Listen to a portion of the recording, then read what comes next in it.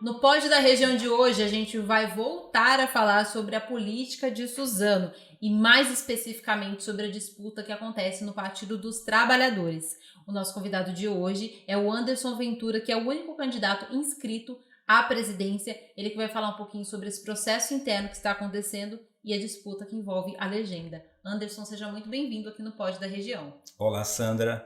Muito obrigado pelo convite e espero que eu possa contribuir. Anderson, o seu nome foi citado, inclusive, em um dos podcasts que a gente fez com o Derli do PT, ex-vereador e também ex-presidente do Partido dos Trabalhadores de Suzano. O PT de Suzano, que hoje ele é um dos únicos aqui do Brasil que participa do PEDEX, que é esse processo de eleições extraordinárias. Eu queria que você explicasse um pouquinho para quem está ouvindo por que a sua chapa decidiu entrar com esse pedido de eleições e não manter a antiga diretoria que teria aí direito a um mandato de pelo menos mais um ano. O que aconteceu aí nesse processo? Então, Sandra, o que ocorre? Esta atual direção do PT ela foi eleita em 2009 para um mandato de 4 anos. Uhum. Portanto, este ano nós teríamos eleição, portanto teríamos o PEDEX em todo o Brasil, mas a direção nacional optou por prorrogar os mandatos, tanto do Diretório Nacional quanto dos diretórios estaduais, mas flexibilizou para que os municípios pudessem optar por fazer o PED ou fazer um encontro para reorganizar a direção. Suzano estava com uma direção com problemas. Durante 4 anos de mandato, por exemplo, 4 ou 5 reuniões do diretório, no máximo, que tiveram quórum. Entre os membros dessa direção, 4 saíram do partido ou pediram para sair da direção. E a chapa escrita em 2009 foi uma chapa sem suplente. Portanto, não tínhamos nome para suplir essas vagas que ficaram em aberto. Uhum. O que ocorre? Diante da disputa política que está posta sobre as eleições de 2024 dentro do PT, não havia acordo entre as lideranças, entre as pessoas que efetivamente discutem o partido na cidade, para recompor a direção e fazer o encontro municipal de forma consensual. Pela falta de acordo, o PEDEX foi uma necessidade imposta pela direção nacional, através de resolução, e pela direção estadual, quando deferiu o PEDEX em Suzano. Por quê? O PT precisava renovar a sua direção. Não tem acordo entre as lideranças para fazer de forma consensual em um encontro municipal, o que restava era o PEDEX. Por isso que a direção estadual decidiu pelo PEDEX, o grupo que estava na direção entrou com recurso e a direção nacional manteve o PEDEX. E o PEDEX não é um caso excepcional do Suzano. No estado de São Paulo, por exemplo, nós temos 640 cidades. Mais de 200 cidades estão ou já tiveram o PEDEX. Aqui na região, por exemplo, Biritiba-Mirim e Guararema terão que fazer o PEDEX. Então, Suzano, por ser a maior cidade da região que terá essa disputa no PT, acabou ganhando essa publicidade. Mas nós temos várias cidades, vários PTs que terão que renovar a sua direção ou já renovaram no dia 8 pelo PEDEX. Anderson, quando você fala dessa discordância que existe diante das eleições de 2024, a gente está falando de possíveis candidaturas. O ex-presidente, né, o Walterson Mengali, que estava à frente da direção do PT, já havia antecipado que a Alessandra Félix seria uma pré-candidata aí à prefeitura. E o seu grupo, né, o grupo do qual você faz parte, ele já defende uma outra linha, né? Eu queria que você explicasse para quem está assistindo, para que as pessoas conseguissem entender um pouquinho essas duas correntes que existem hoje dentro do PT. E lembrando que essa corrente do Walterson, ela também tem uma ligação muito forte de apoio à candidatura do ex-prefeito Marcelo Cândido, que hoje está no PSOL, não está mais no PT, e que é uma situação que que não agrada, vamos dizer assim, não tem consenso com a sua chapa. É isso que está acontecendo? Então, Sandra, o que ocorre? Vou ter que resgatar alguns meses. Nas eleições de 2022, o Valmir, atual vice-prefeito da cidade, esteve à frente, junto conosco, coordenando e organizando a campanha do Lula e do Haddad na cidade. Acabou ocorrendo uma reaproximação do grupo político ao qual faço parte com o vice-prefeito da cidade. Diferente do que é alegado pelos ex-dirigentes, o Valmir não procurou o PV para se filiar. Foi o contrário. O PV, através do Romildo Campelo, que é um dirigente regional do partido, procurou o Valmir para convidá-lo a se filiar no PV e ser candidato a prefeito de Suzano. É natural, o atual vice-prefeito. Diante desse convite, o Valmir passou a fazer consultas a dirigentes do PT na cidade. Olha, como que seria vista por vocês a minha filiação, a minha pré-candidatura no PV, e priorizou o diálogo com os pré-candidatos e candidatas a vereadores do PT. Essas conversas estavam ocorrendo de forma muito natural. Dado um certo momento, esses candidatos, entre os quais André Dourado, professor Reginaldo, professor Jefferson, Marciel, Sheila,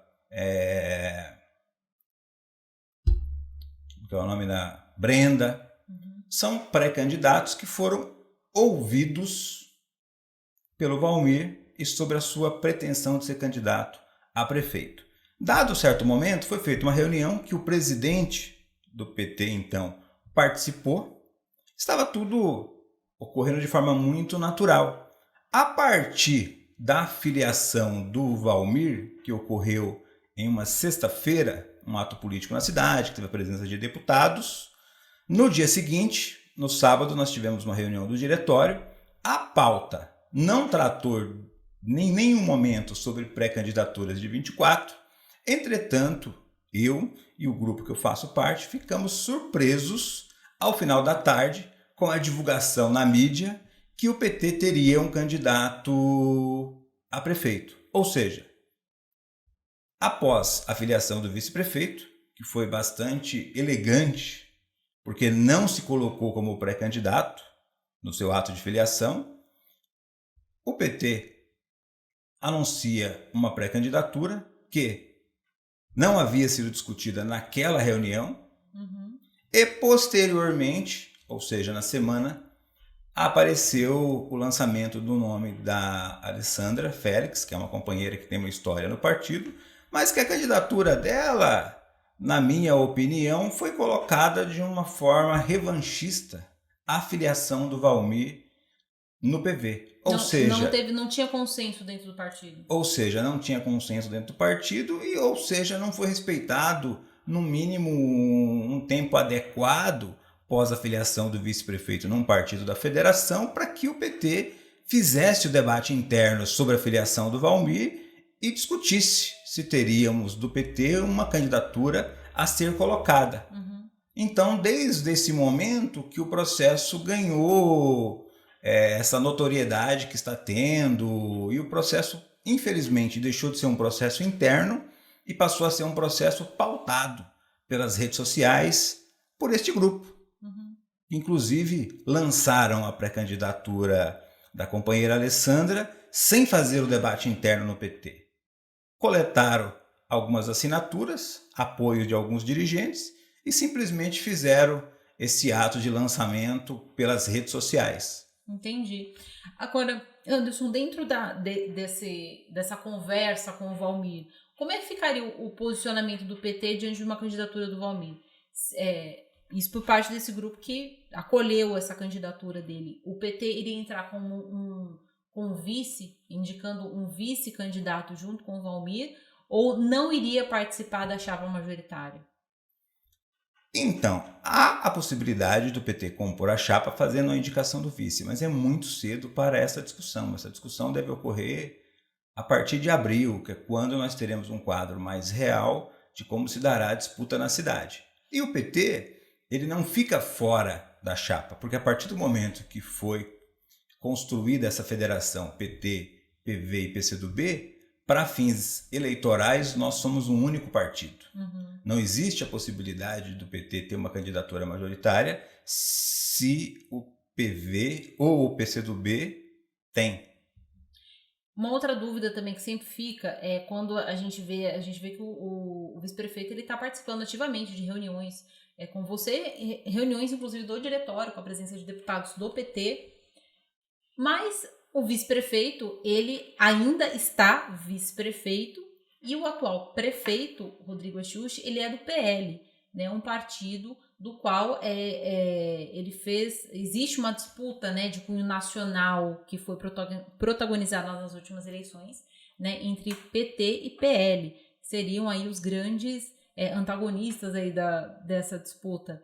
Como é que fica ele ainda estando no mandato, estando ainda ativamente atuando no governo municipal e, de certa maneira, recebendo um apoio do PT? Isso significaria que a ala apoia o atual governo? É isso que eu queria que você explicasse também. Não, Sandra, muito diferente disso. Esta fala que o PT, ou que esta ala do PT apoia o atual governo é uma bobagem que infelizmente está sendo usada de forma rasteira para fazer a disputa interna no PT.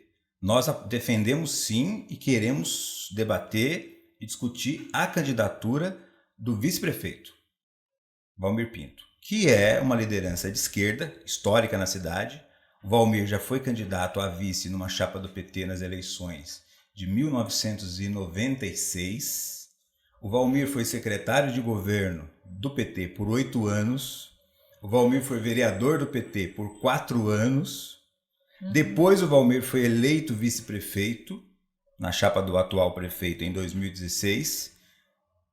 No PL, que não era o PL do Bolsonaro. Bolsonaro se filiou no PL pós a reeleição, inclusive, do Valmir e do atual prefeito. E nas campanhas majoritárias que nós tivemos nas eleições gerais de 2018, o Valmir apoiou a candidatura do Ciro, depois a candidatura do Haddad. Valmir apoiou a candidatura do ex-prefeito a governador. Em 2022, o Valmir apoiou Lula, apoiou Haddad, apoiou inclusive o deputado federal do PT.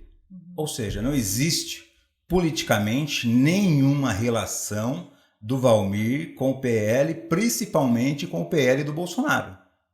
Mas atualmente, eu entendo essa trajetória, mas atualmente o atual prefeito de Suzano, ele fez campanha para o Bolsonaro, ele fez campanha para o PL, tem essa ligação muito forte com o PL Bolsonaro. E ele continua no mandato, né? Como é que fica uma relação, então, de você ter um prefeito que atualmente ele apoia essa ala, ele integra, inclusive, e é cogitado, colocado como uma das principais lideranças do PL, com o aval do Valdemar Costa Neto aqui na região do Alto Tietê, e tendo seu vice que apoia, então, o PT. Não fica uma saia justa, ainda assim, nesse meio de campo? E como é que vocês vão para uma campanha fazendo vai existir esse contraponto ao atual governo, sendo que ele fez parte desse atual governo durante os últimos 8 anos, 7 anos, né? 8 anos será o ano que vem. Nos últimos 7 anos? Olha, com certeza o Valmir, como candidato, terá posições contrárias ou divergentes da candidatura que representará o atual prefeito nas eleições de 2024. Até porque, com certeza, o Valmir, pela sua história, defende uma cidade diferente e pensa de forma diferente, em que pese participar desse governo, que foi eleito em 2016. O que é interessante é que os maiores críticos, quem mais aponta essa posição, são os que defendem o ex-prefeito, que em 2016 foi quem promoveu o apoio ao atual prefeito e a condição do Valmir ser eleito vice-prefeito na chapa. Até 2016, diferente de algumas cidades, inclusive, Suzano era muito claro quem atuava na política no campo de centro-direita e quem atuava na política no campo de centro-esquerda. Entretanto, em 2016, por uma ação política do ex-prefeito, houve uma misturada. Tanto que nós temos aí secretários do governo do PT, e o Valmir não é o único, que compõem o primeiro escalão ou o segundo escalão do atual governo. Agora, as pessoas, inclusive um dos que foi entrevistado aqui por ti, acho que na semana passada, fazem essa crítica, mas defendem publicamente, sem fazer a autocrítica ao ex-prefeito por esse apoio em 2016. Entendi. E por fim, só para a gente também selar também alguns desses pontos, quando o Derli esteve aqui no podcast, ele também disse que ele, de maneira pessoal, não estou nem falando em relação à chapa, mas ele estava tentando costurar a vinda do ex-prefeito Marcelo Cândido, hoje no PSOL, para o PT.